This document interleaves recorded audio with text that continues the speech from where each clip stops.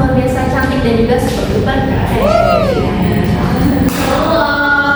Sebelum kita masuk ke acara podcastnya, aku ingin memperkenalkan dulu para tamu-tamu hari ini. Boleh dari silakan dulu Ibu Saza, boleh memperkenalkan diri. Terima kasih. Bismillahirrahmanirrahim. Perkenalkan aku Saza. Bisa boleh dari sebelahnya. Oke, halo semuanya, perkenalkan nama aku Raina Hariza. Kalian boleh panggil aku Raina. Oke, halo Teh Raina. Sekarang kita lanjut ke sebelah kiri aku. Ini ada teteh-teteh mahasiswa yang Gen Z ya. Boleh teteh-teteh? Nah, karena podcast ini judulnya Bismillah ya dulu, jadi kita udah Bismillah dulu. Bismillahirrahmanirrahim. Halo guys, kita mahasiswa semester 2. Aku Syifa, aku Sujati, tapi kalian boleh panggil aku Aci aja. Oke teman-teman, pada episode kali ini kita bakal mengangkat tema atau topik yang berjudul efektivitas podcast sebagai media dakwah di kalangan Gen Z. Wih, seru banget nih. Oke, masuk ke sesi pertama, kita bakal tanya-tanya dulu ke para mahasiswa. Oke, mahasiswa. Kita tanya nih. Halo. Oke, teteh aku izin tanya ya. Dari sudut pandang teteh yang generasi muda gitu ya, apa yang membuat kalian tertarik atau tidak tertarik dengan konten-konten keagamaan di media sosial ataupun platform digital lainnya? Yang dari PSI dulu apa yang dulu nih? Kamu dulu ya. Boleh, dari Aci dulu. Jadi kalau konten apa sih yang membuat aku tertarik kalau misalnya ada konten keagamaan di media sosial? Kalau misalnya si kontennya tuh relatable gitu sama kita. Apalagi di generasi muda kan banyak pembahasan-pembahasan yang seru ya, kayak misalnya tentang kayak mental health atau kayak relationship kayak gitu. Itu kayak kadang relate dan itu bikin kita tertarik kalau misalnya emang ada pembahasannya di si konten tersebut. Terus mungkin yang nggak bikin tertarik itu kadang ada yang pembahasannya tuh judulnya tuh tetap sama tentang mental health atau tentang relationship, cuma pembahasannya tuh berat gitu loh, kayak Cara penyampaiannya. iya, jadi kayak kita kayak sulit memahaminya, jadi itu mungkin kurang aku suka dan kurang tertarik lah kalau punya konten-konten yang pembahasannya berat atau penyampaiannya susah gitu, soalnya aku kurang paham, soalnya aku juga masih belajar ya untuk agama dan kehidupan gitu, soalnya kan masih muda juga kan. Jadi kayak masih perlu pembiasaan. Terus itu sih yang juga bikin tertariknya karena pembahasannya dan penyampaiannya. Aku suka tertarik sama konten-konten yang relate sama kita dengan pembahasannya memang santai. Dari Teh Syifa.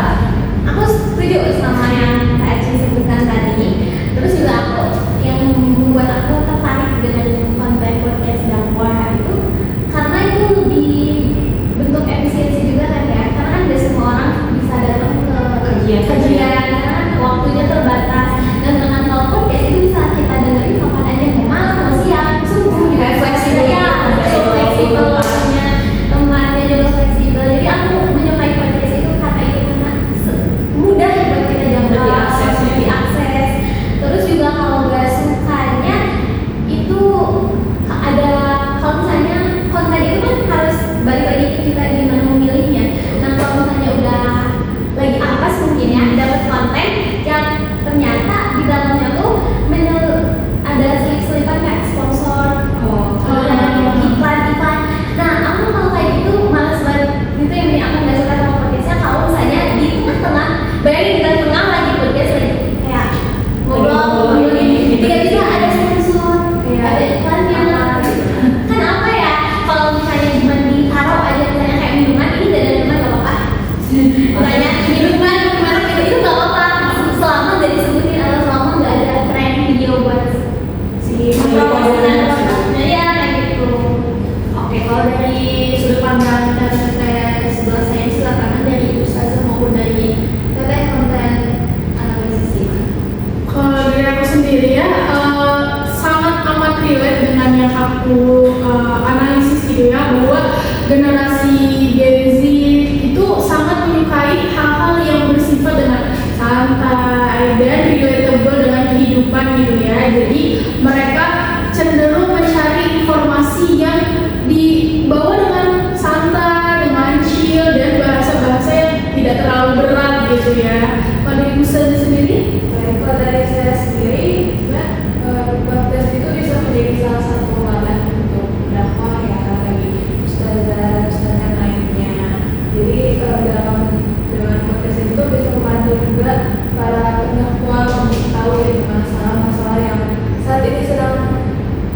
selama ini dibicarakan apa juga tentang menyesuaikan dengan minat para Gen Z juga.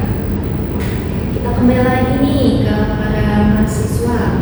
Nah, kalau dari sudut pandang konten Analis sama dari Ibu Ustazah sendiri gimana? kalau dari aku sendiri gitu ya, sebagai analisis konten gitu, sangat relate dengan apa yang mereka bicarakan gitu ya, bahwa Gen Z ini lebih suka dengan hal-hal yang berbau santai, chill gitu ya, dan pembahasannya nggak terlalu berat, jadi mereka lebih enjoy untuk menonton dan memahaminya kayak gitu. Kalau dari Ustazah, kalau dari saya sendiri tentu podcast ini menjadi salah satu materi yang bagus ya untuk pendakwah juga gitu. Lalu dari podcast dakwah ini juga para pendakwah ini jadi mengetahui gitu apa sih keresahan, apa sih yang sebenarnya yang menjadi kesulitan dari anak-anak generasi muda saat ini. Oke, kita kembali lagi nih ke para mahasiswa. Aku mau nanya, format atau gaya penyampaiannya seperti apa dalam podcast yang menurut kalian tuh paling menarik atau mudah diterima oleh kalangan para generasi muda? Yang pastinya gaya yang santai, kayak Mbak Dewi sebagai teman lainnya sebagai analis konten, itu gaya yang santai itu kayak menjunjung pribadi pelan-pelan pasti. Nah, kalau santai itu pasti pelan dong.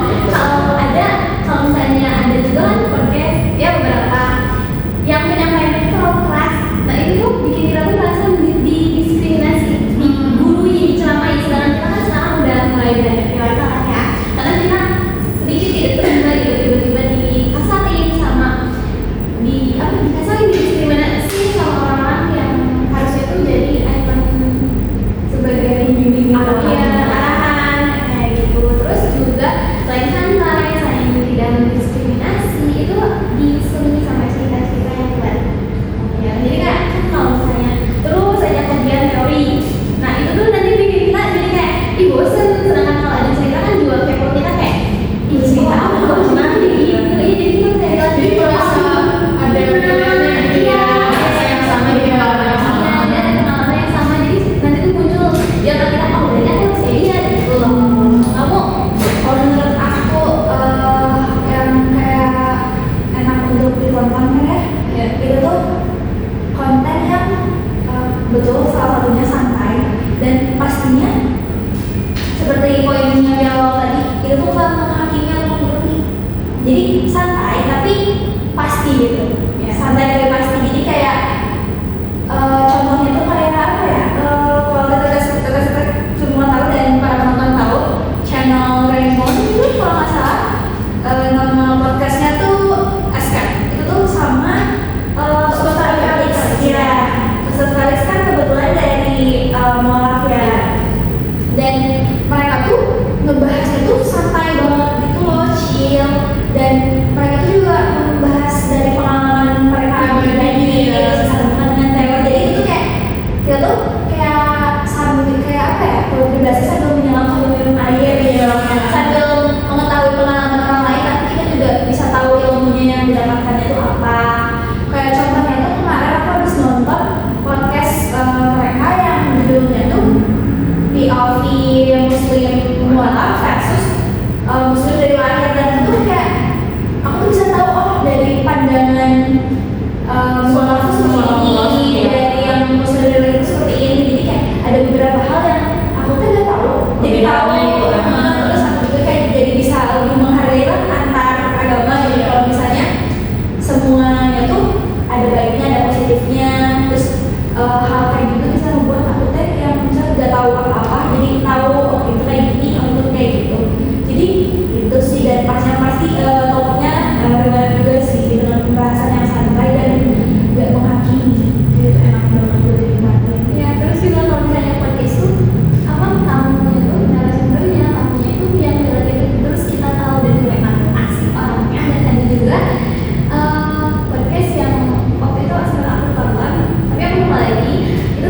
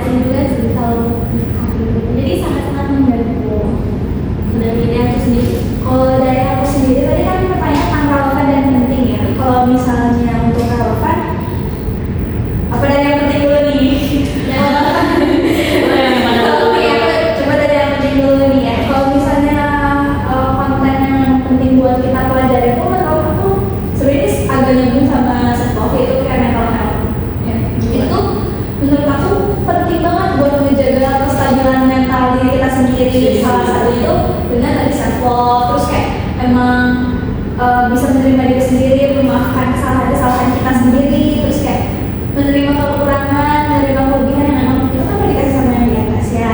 Jadi kayak itu penting banget buat kita pelajarin, apalagi mungkin kita dari dewasa, dari remaja ke dewasa tuh pasti ada labilnya, ada pusatnya dan stresnya.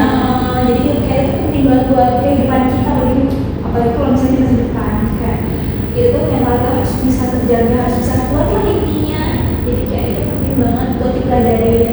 Terus kalau buat Rawan, menurut aku ini enggak karena di kalangan kita ya sebagai kalangan muda itu relationship tuh kayak udah jadi sesuatu yang pasti terjadi ya. Dan kayak tertarik sama lawan jenis itu kan normal ya. Suka-suka aku pasti ada. Nah, dengan kita cari tahu konten tentang relationship di podcast, terus ada unsur dari agamanya tuh, itu tuh bisa membuat kita tuh pilih gitu loh, kayak oh caranya menyikapi rasa suka kita terhadap lawan jenis tuh harusnya seperti ini, dalam agama tuh gak boleh seperti ini. Dan aku yakin ya tetap-tetap semua atau teman yang usianya mungkin seumuran kita yang sedang mengalami hal-hal seperti ini, kayak apa yang sebenarnya kayak HTS bukan dengan mas oh jadi bukan umur kita aja deh mungkin aku tuh pengen belajar karena relationship itu relevan sama hal-hal generasi kita. Gimana sih cara menyikapinya, gimana sih cara memprosesi perasaan tersebut tanpa membuat kita melakukan dosa itu. Apalagi iya, apalagi kan zaman sekarang ya pacaran tuh kayak hal yang sangat wajar kan. Kalau udah pacaran takutnya kayak kalau dianggap aneh kok juga pacaran udah sampai kayak yang tinggal bareng gitu kan. Terus makanya kayak kita tuh dengan sebenarnya walaupun emang kita nggak yang ke ke tempat dakwahnya atau ke pengajian yang offline, kita tuh bisa mendapatkan ilmu-ilmu yang emang bisa kita dapatkan lewat konten, lewat podcast, dan itu kan sangat amat fleksibel ya untuk didengarkan. Bisa di mana aja, bisa di rumah, bisa di jalan, bisa lagi nungguin jadwal parkul, ya sesekali. Terus kayak itu kan kayak membuat kita lebih berhati-hati dalam memilih jalan untuk ke apa yang selanjutnya ya. Jadi kalau kita yang benar iya, mungkin seperti itu. Baik, untuk selanjutnya aku bakal tanya-tanya ke di sebelah aku ya, di sebelah kanan aku.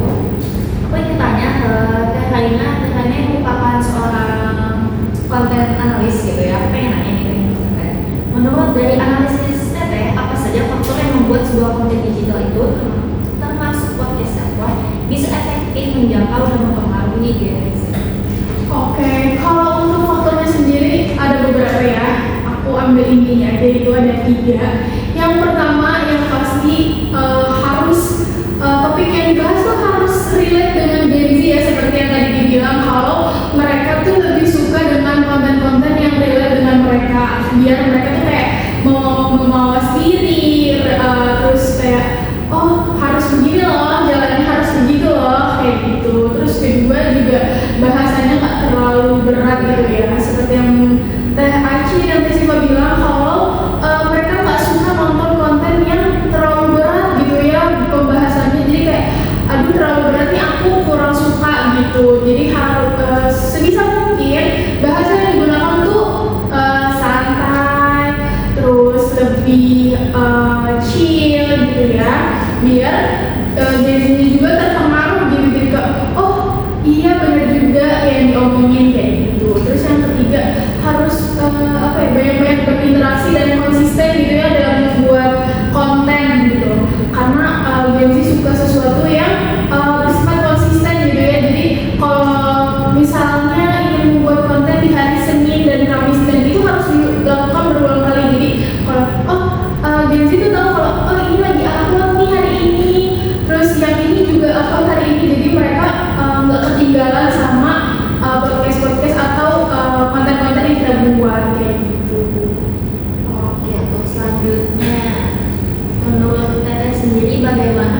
dakwah dapat memanfaatkan fitur-fitur media sosial atau strategi digital marketing untuk meningkatkan visibilitas dan juga menjangkau audiens yang lebih luas. Nah, kalau itu dari analisis saya menunjukkan bahwa generasi Gen Z gitu ya, generasi muda Gen Z itu pasti punya yang namanya sosial media.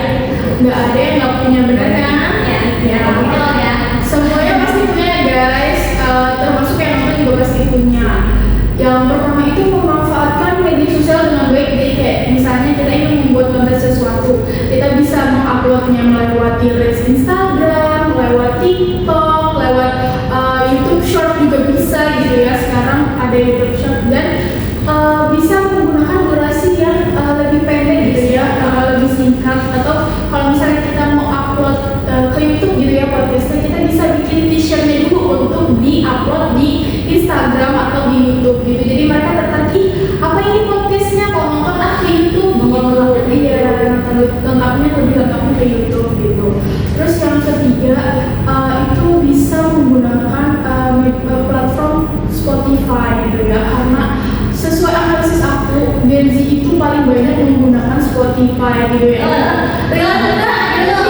Langsung jawab tadi. Dengan platform Spotify ini banyak konten-konten yang bisa diakses tanpa menggunakan kuota yang banyak dan juga nggak harus ditonton gitu, hanya didengarkan aja, karena terdapat konten misalnya tentang curhatan, tentang galau gitu ya, atau podcast-podcast yang lucu kayak gitu, dan podcast dakwah. Kalau dari diri sendiri gimana pendapat? Kalau Spotify itu sangat amat sering bisa kita gunain, apalagi di kalangan Gen Z. Terus selain podcast-podcast yang Kak Rai sebutkan tadi itu, ada podcast horor juga, ada podcast tentang politik, semua podcast itu ada. Terus kayak itu gampang diakses, karena kalau misalnya kita nonton di YouTube itu kan kadang pengeluaran listrik kuota itu lebih kecil kan, kayak kalau di Spotify kan pasti kecil karena kita cuma Karena kita bisa dengarkan suara audio, bisa download juga, bisa dengar secara. Terus melihat hasil dari Kak Rai tadi, kenapa sih Spotify itu lebih seringnya digunakan sama Gen Z itu mungkin karena salah satu tren ini nih, kayak setiap di akhir tahun. Oh iya, tahu, tapi pasti apa itu post di Excel sama di itu kayak track recordnya kita tuh selama itu udah nggak apa aja sih, berapa menit, berapa lagu, dan kita artis siapa aja sih ya, cuma jadi track recordan doang, tapi itu bisa jadi bahan evaluasi buat diri kita sendiri. Kemarin juga Teh Syifa sempat beberapa kali dengerin Back Burner ya.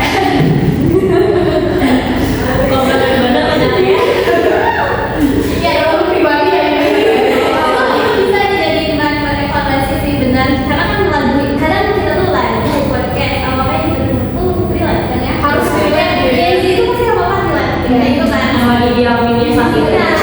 Harus ambil Ya karena kalau udah relate kamu bisa gitu ya. Kita sih kalau Gen Z seperti itu guys pemikirannya. Iya, kita jadi kayak musik, judul podcast, kayak gitu yang relate-relate waktu kita cek nih track record kita di Spotify, ternyata kok tahun ini aku sedih bisa nih Banyak jadi galau apa ya. terus berarti tahun depan kan kalau sedih mulu ya emang berarti Harus memperhatikan tahun depan gitu ya. jadi teman-teman di Instagram Jadi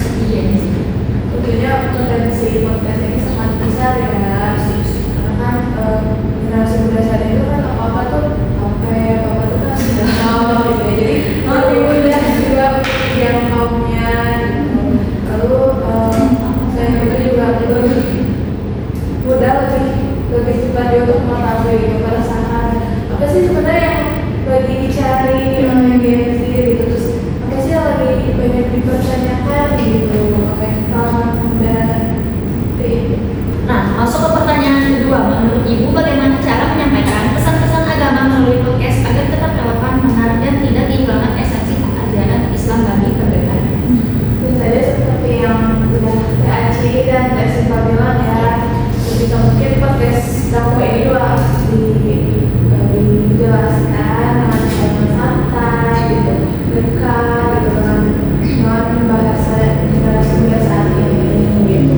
Jadi bukan hanya menggurui gitu, tapi mengarahkan juga mereka gitu ke arah yang lebih baiknya gitu, bagaimana lalu menggunakan bahasa yang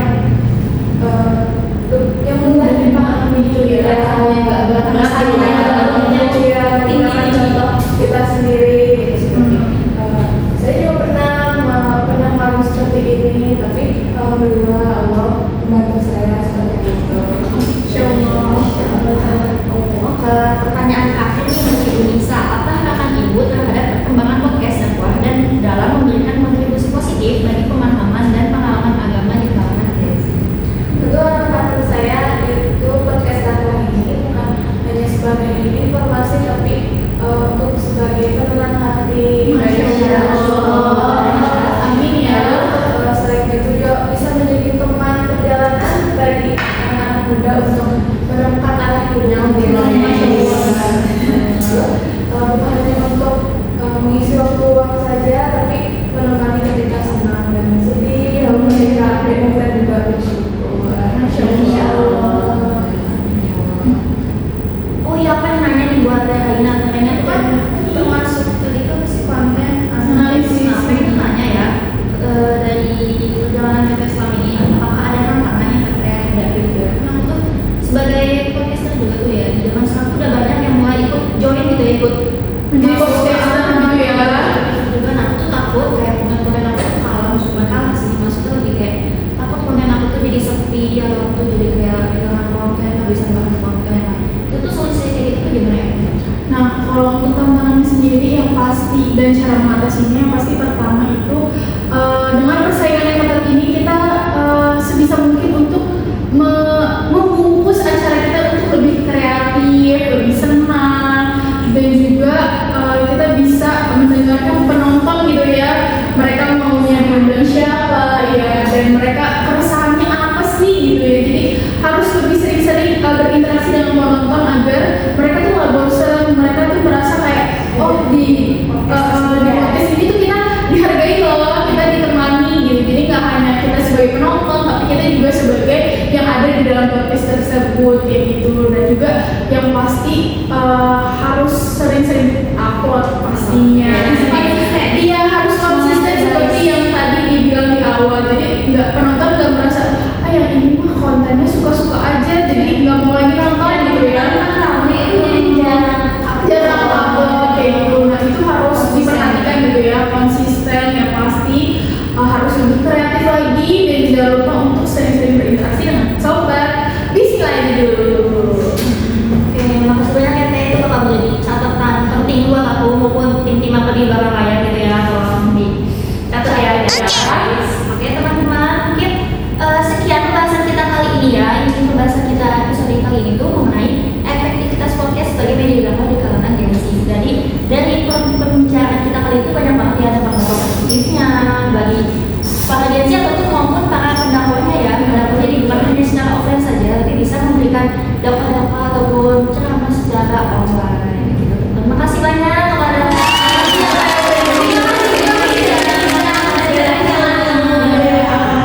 makasih juga para penonton udah nontonin kita dari awal sampai akhir gitu ya. Makasih semuanya. Kalau kalian yang kepo-kepoin para teh ataupun tamu pada kali ini, boleh di follow ya, di bawah di atas nih, di bawah. Baik, sampai jumpa semuanya di episode